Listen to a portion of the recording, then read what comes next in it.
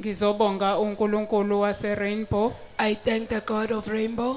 ikakhulukazi kulabo ngizothanda futhi nokukhuthaza abaseva endlini kaNkulunkulu I would like to encourage those who are serving in the house of God ukuthi uma useva uNkulunkulu ngokweqiniso that when you serve the Lord in truth, uyayethu baba wethu umfundisi uNxumalo uNkulunkulu akawadla amandla omuntu Pastor Nxumalo will normally say, God does not take away a man's strength, uyayathi lokho kwenza endlini kaNkulunkulu and say, whatever you do in the house of God, usuke uzovulela nemndeni wakho iminyango you evalekile are opening doors for your families which are closed. ngime ngaphambi kwenu bazalwane Standing before you, brethren, ngizosho ukuthi uNkulunkulu uyangimangaza usuku nosuku I am here to say God is amazing me each and every day.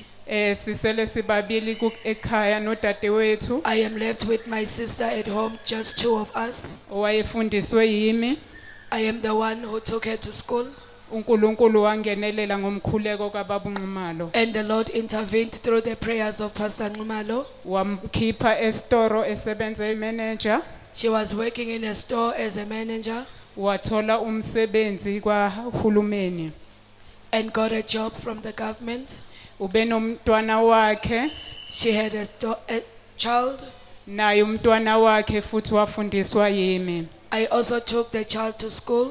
umntwana wakhe uze wasiqeda isikole waqala waye University of Free State She finished school and started attending in the University of Free State. ngizobonga uNkulunkulu wase Rainbow namhlanje I am here to thank God of Rainbow today, ukuthi uNkulunkulu wase Rainbow uNkulunkulu ongawadla amandla omuntu that the God of Rainbow, it is a God who never take away a man's strength.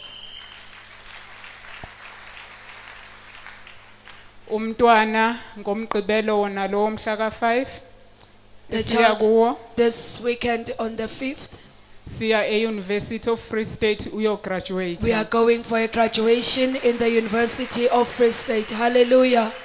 uyo graduatela teaching She's graduating in teaching. eyo graduate ubeka umama wakhe eGoli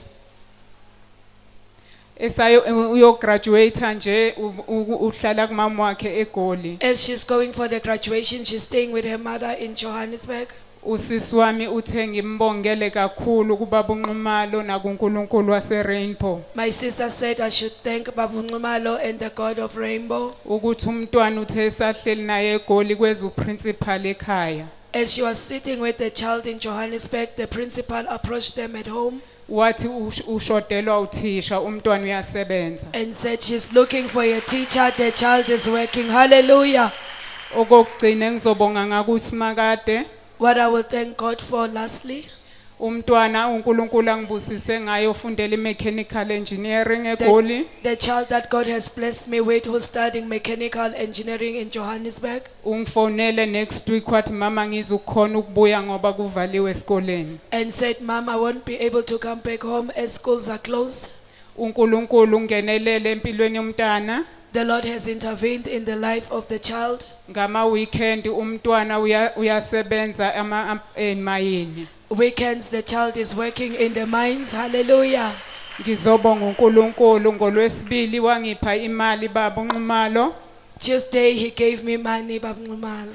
namhlanje ekseni mangithi kwi cellphone yami ungifakele enye imali umntana When I check my cell phone, I see that my child has also sent me money.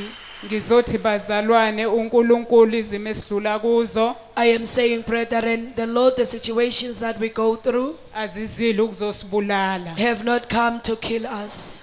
ababhaka amakhekhe bayazi ukuthi amakhekhe adlula emlilweni Those who bake cakes, they know that cakes, they must go through fire. abakhayo bayazi ukuthi kunama bricks afanele adlule emlilweni ukuze abe strong Builders, they understand that bricks must go through fire so that they become strong. ngizothi noma ingabe isiphi isimo odlula kuso I am saying, no matter the situation you are going through, ungayishiya indawo yakho do not leave your position.